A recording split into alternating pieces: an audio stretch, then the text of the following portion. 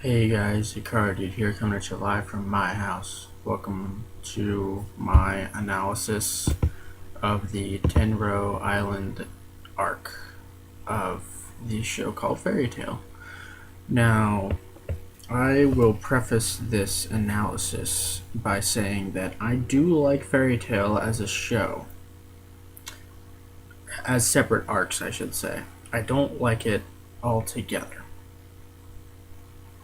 Because if you put it's like with any shonen, any long-running shonen ever, um, eventually you're gonna have plot holes, and this show has quite a number. But if you just look at these just individual arcs, you'll see a lot of brilliance to it. Like, the prime example, in my opinion, is the Tenrou Island arc, though it isn't my favorite. It still belongs to the Edalus arc. But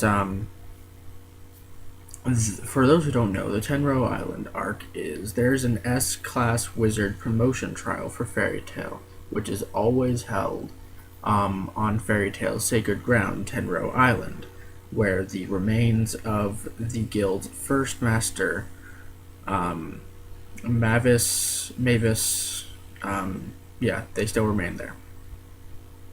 However, unbeknownst to them, an evil an evil syndicate called the Grimoire Heart and the Seven Kins of Purgatory have invaded Tenrou, or are invading Tenrou Island to basically wreak havoc.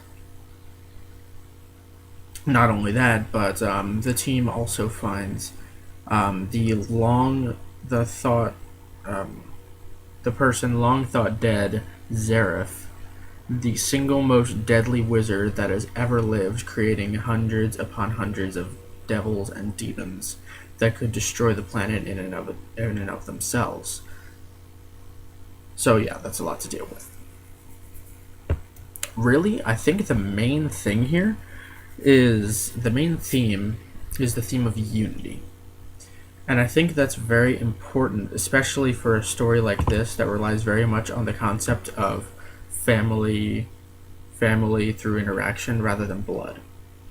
Up until now, you haven't really had that sense of connection that they all have to each other. That, yes, they will die for each other. You get that with Natsu. I get that. That is his whole character.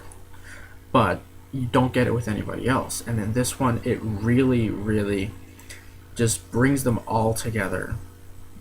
Even the last basically the last stand in the arc is all of them unifying their powers to protect against certain death, basically. And that's really a testament to them and their friendship and family and familyhood. No, their friendship and love and care for each other. A couple examples of this are, well, this is the first arc where the Strauss siblings, like Lysana, Mira Jane, and Elfman, can really interact with each other, and it's the first time they've actually interacted as a trio in, I think it's over like 7-ish, maybe. Yeah, 7-ish. Because Lysana was thought dead for 7 years, and now she's back, and now they can interact. So there's that unity. By the way, there's going to be really heavy spoilers. Just prefacing this. Another unity is really Natsu. Yes, he already has unity with the people around him, but he never had that sense of self. He never had that awareness of himself, if you will. And this is represented with his battle with Gildarts, where Gildarts teaches him that the fear inside him is not a weakness, which kind of translated to me as him kind of coming to grips that, yes, he has idiosyncrasies and phobias and whatnot that will frighten him, but he also needs to accept it and needs to push past it, and that is what makes him strong. and not just being some brute.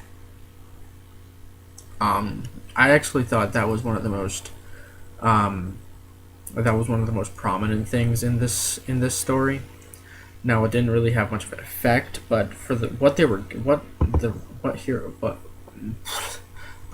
he was going for, I think was pretty ingenious, and it's something that really needs to be taught, in my opinion.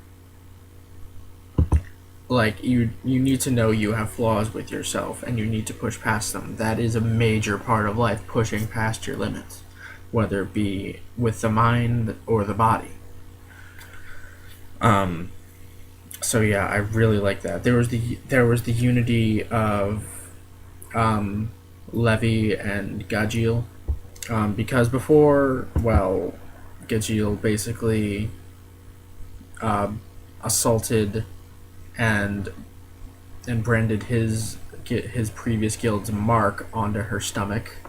So yeah, but things started to shape up when he protected her from Laxus in the festival arc, whatever that one was called, and that was where their relationships actually started. But this is where it really solidified, because while all of these people were volunteering to be Levi's partner for the S-Class promotion, because everybody has to have a partner for, safety's sake, I guess. I don't know why, but everybody was offering, and then Gajil, out of nowhere, just says, I will be the one to go with you and protect you. Okay.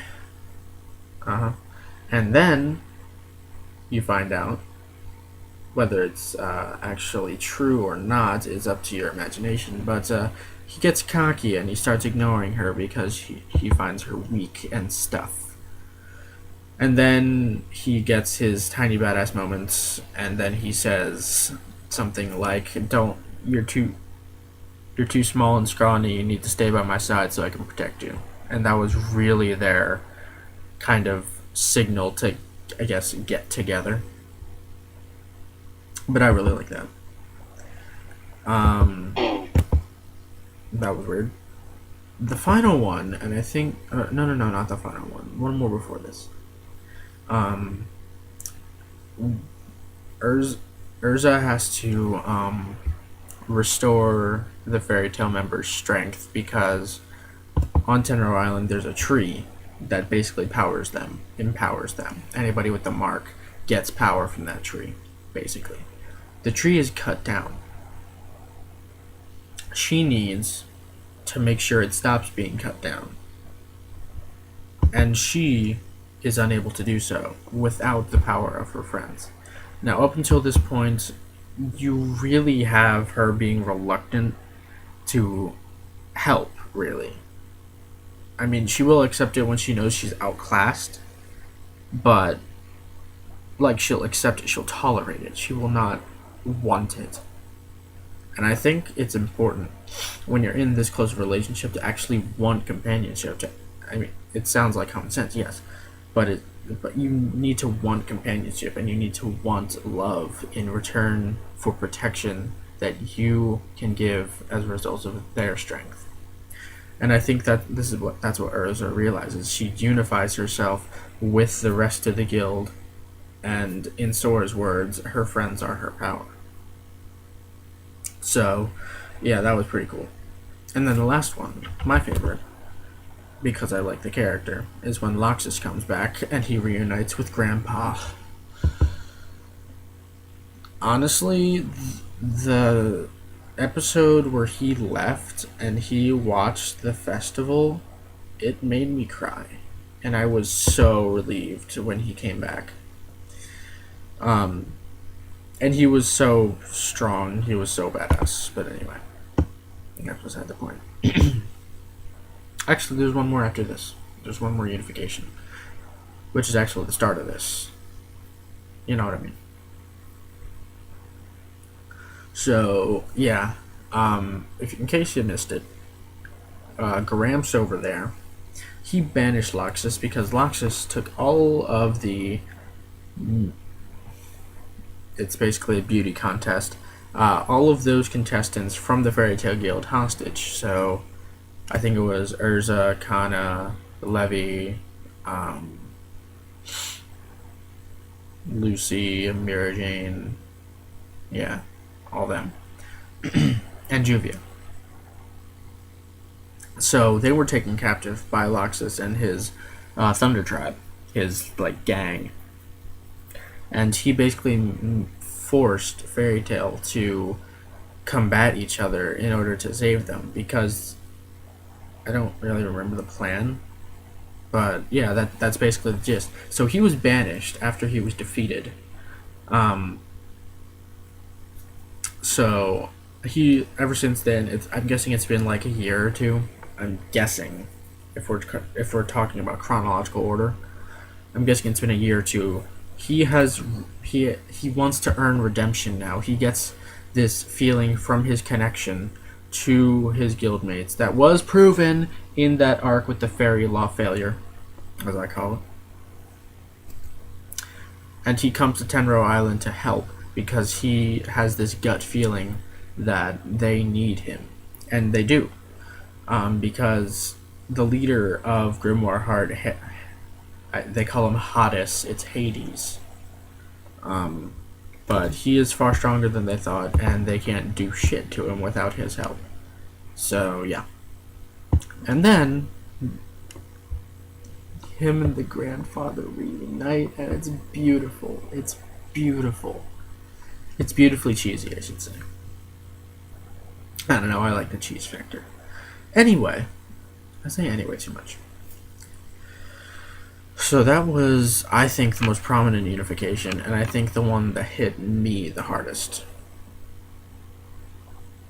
But the one that really started this whole conflict with any of the characters, like the first conflict in this arc, is Kana has a father, and she knows who it is, but he doesn't know that he has a son. Spoilers, it's Guildarts. Because he was a bit of a womanizer, and he probably has a lot of children. Bastard children. Of course, the only one he ever loved was Kana's mother. It hits you right in the pelvis, man. Right in the pelvis. But yeah, for I think it was 4 years straight, Kana tried to become S-Class so that she could have the courage to face him. But all 4 years she failed. So the drama is that she decides that if she fails this S-Class promotion this year, then she will like denounce Fairy Tale. She will leave. I guess is the best term to use, without ever revealing her secret. But this great moment happens. I think it was a quiet moment when they were by the like a lake or something. I don't quite remember, but I remember like the emotions. The emotion. I'm gonna put it this way. I don't look at things logically first. I look at them emotionally.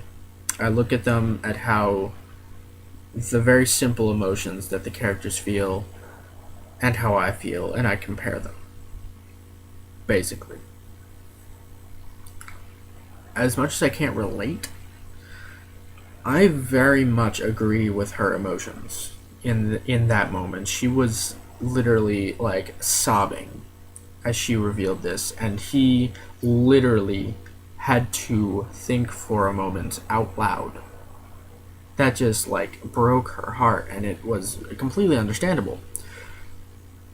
And then when he realizes, he just says, she was the only one I ever loved. And as cliche as that sounds, it works really well.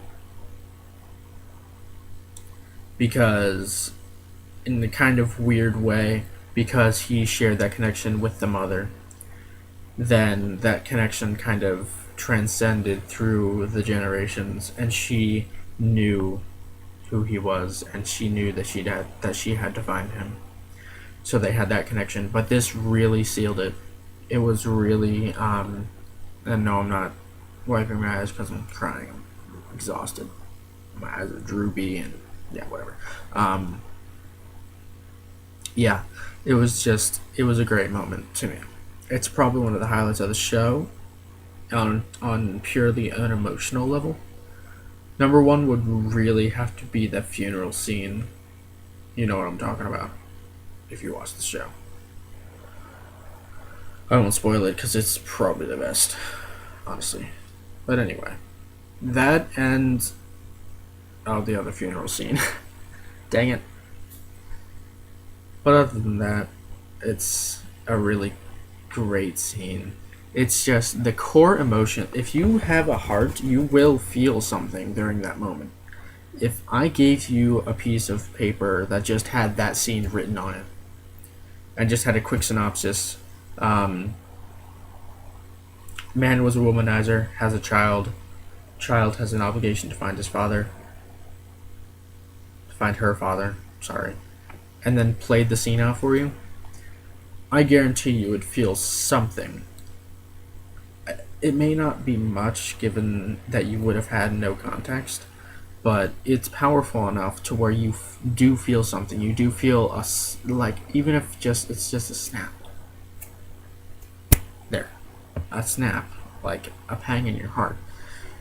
It really, really, really deserves that. It deserves that emotion, that emotional connection that you should be sharing, honestly. Yeah. It's tangent. I hate it when people look at things logically. No, I don't say that as in, oh, if you don't look at life logically, you're going to be a failure. No. I'm talking about fiction. I'm talking about characters that the authors create. If they're supposed to be characters, then you need to care about them. Characters, you know? If you do not care about the characters and you are simply looking for a logical book, read a dictionary, read nonfiction, get out. Fiction is emotion, and classic storytelling, with another story. But fiction really was originally solely based on the emotions, because the stories weren't even that complex. I mean, well, most of them weren't. Hamlet was pretty good. But it really relied on the emotion, and that is carried true for most of fiction. It's really, really incredible how much substance can be found in even a simple story. But it's just, you need to care about these characters. If you don't, stop watching. If you do, keep watching and just enjoy the moments that these characters have with each other. Because I know you can go back and rewatch them, but if you think about it like life, then just, you won't be able to experience them quite the same. Not ever again. And I think you really need to cherish those scenes, like the reuniting with the daughter and the father, and the reuniting and the unification of the boy with himself and his fear and his weaknesses. You really need to just get invested, you know. I'm talking to Shirls. I'm gonna end this. That was a Tenrou Island arc. It's probably the second best. Honestly, the Grand Magic Games arc was meh. It's the third best. Edalus arc was my favorite. Then the Tower of Heaven arc. And then this, and then Grand Magic Games, and then everything else below. Yeah, I'm weird. But anyway, that's all for this. I hope you enjoyed. Bye-bye. I'm going to re-record this because I'm really tired.